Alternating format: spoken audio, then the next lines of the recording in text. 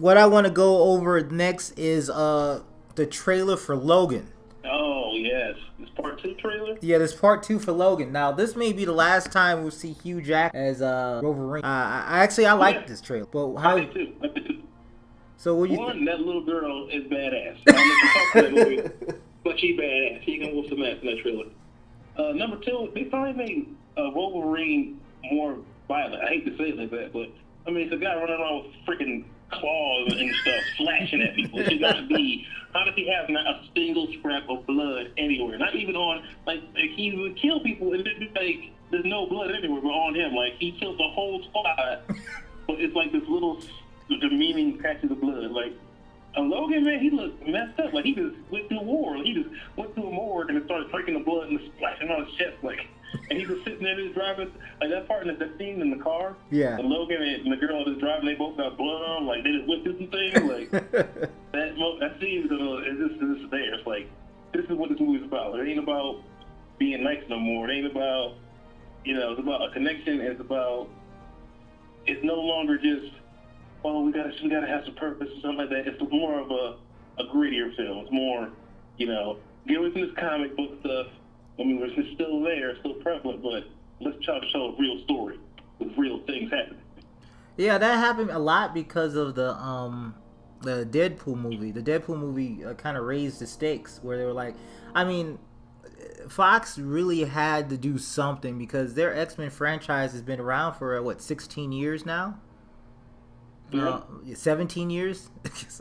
So I mean, they haven't really changed it. Whereas while they stayed in place, you have Disney, Marvel Studios moving forward, adding new expanded universe, actually doing something. I mean, if anybody should have did something ahead of time, it should have been Fox. Fox has a 1,000 characters. There's so many different mutants. It's insane.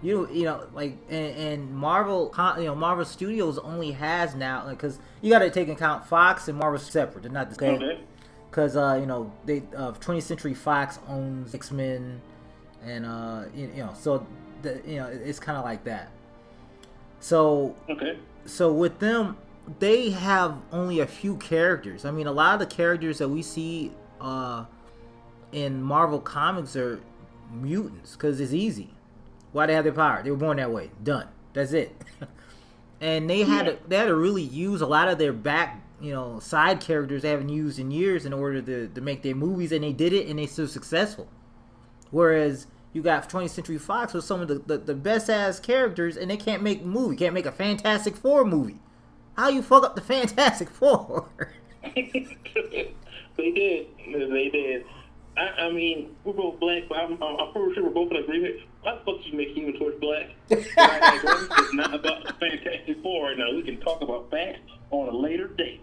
But right now, Logan, one of the parts of the trailer really caught me when you're looking through the old X-Men Wolverine comic books. Like, who the hell is this? Like, this ain't me. I don't know. We some kind of hero or something? Like, it's not my face. It shows you that in their world, he's becoming old. No one really knows who they are anymore. They become a legend, almost a legend of a sort, instead of I mean, his character's a legend. I mean, they had Wolverine and the X-Men going with the show. That was a show for a while. I watched the whole thing. Wolverine's been in every major game because it's a Red Wolverine. He's like the iconic X-Men character. You think of X-Men, you think of Wolverine, Professor X, Magneto. Those are like the first three names you get. Yep, it's true. And it's like if you pay attention enough, it's Jean Grey / Phoenix, then it's Cyclops, But when you think about X-Men, you think about Wolverine. Yep. And for some reason, they haven't done a Gambit movie. But once again, I digress. It's 20th Century Fox. Wolverine right now. Well, no. Well, we can go there. It's 20th Century Fox, and for some reason they can't. They have all these iconic characters, and they can't make a movie. They got characters that's so easy to make a movie. You don't even need to make an origin story. That's how easy. You know how much of a movie is about an origin story, and you don't have to do it, and you still can't make a movie? Yeah. Half of Batman was that. Such a good movie. It's about a wisecracking card player. That's a movie you could make. You could make it into a comic or something. It doesn't have to be that serious half the damn time. Well, God damn it, Gambit, one of my favorite X-Men, and I've never seen the movie in. He was in Wolverine Origins, and he was probably cool. Yeah. he never did anything with that. He was probably the only good And part actually, of that damn dude who movie. played Gambit, Yeah. that dude who played Gambit, I think he should have been Gambit for a movie for Gambit. Yeah. He looked like he fit the role nicely. I don't know. You know, it's a mess. It really is. I don't. Hopefully they'll make a Gambit movie eventually, but it's hard to. It's just hard to understand their planning. Like I said, half of a superhero movie is the origin story. When you think of any super, I mean, even sucky ones, Daredevil spent the majority of the time talking about his past. Especially Batman. Batman Begins, half that whole movie was him out traveling around like Lawrence of Arabia. Doctor Strange. For The Dark Knight? Yep. That was fire. Just pure fire. Yeah, so I mean, I don't understand why they're having a hard time. I guess, all right, I'll give you Fantastic Four. You have to do their origin story. Okay. Yeah. But see, they didn't do it like Marvel did it. Marvel did the origin story, but it was quick. It was like, this is their origin. There you go. Here's the movie. Yeah. Here's what they do. Here's how certain things shape their lives. They might flash back to something that happened before the origin story, something like that, and then they went with the movie. Whereas Marvel, they'll spend half X-Men origin. It's like, where's his origin? He get hit by a rocket, forget everything, he just wander off. Like, the whole movie is the origin story. Right into a movie that's supposed to be like, the fuck is this? he got hit by a rock. The end of the movie is so dissatisfying for me. Like, it pisses me off. He doesn't know that the girl he loves is dying on the ground. By the way, I don't know if you realize that, but both those actors, Gambit and that guy, did another movie together called, I think it was John Carter. Okay. Oh, yeah. Yeah, they did John Carter together. Oh, gosh. That woman that died in the Wolverine and the guy that played Gambit were in John Carter. Oh, God. I told you, they're in John Carter.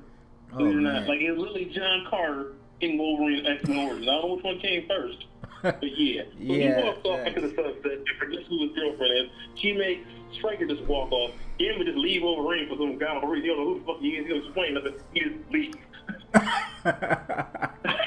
Okay. Yeah, that movie was just a mess. You know, looking at this Logan movie that came out, getting back to that a little bit. It looks like a good movie. I think it is X-2324. I can't remember her name. She came after my my big X-Men days, and I'm not really a big fan of her. So, but definitely in this trailer, it looks a lot better. It looks cool. The action looks like they're gonna be able to do a lot more. I think they're trying to set up the new what do you call them? What are they called in the comics? Generation X, X-Men, X Factor. That little girl. What is she part of? What is she part of now?